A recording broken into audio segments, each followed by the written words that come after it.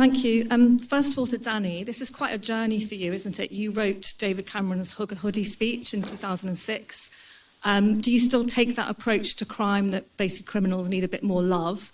And to Nigel, which Labour leader would be easier for reform to beat at the next election, Keir Starmer or Andy Burnham? So I'm very proud of the Hugger Hoodie speech, and that's because it's a very conservative speech. And if you go back and have a look at it, it says something very clear, which is that while people are growing up, they need the support of a loving family and a loving community around them. And that includes, it was during a kind of scare around young people wearing hoods going into shopping centres and so on. And often it is plainly the case that these are good kids underneath.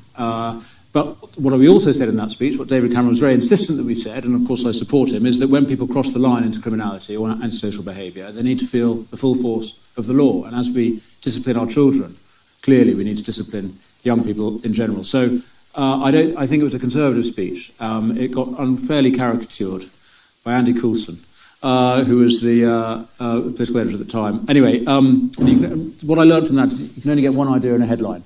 So you can't say two different things, even if they're complementary and compatible. So there we are.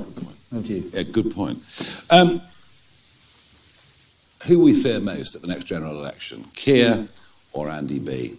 It's a very hypothetical question, and you know that. Keir Starmer will not be leader of the Labour Party at the next election.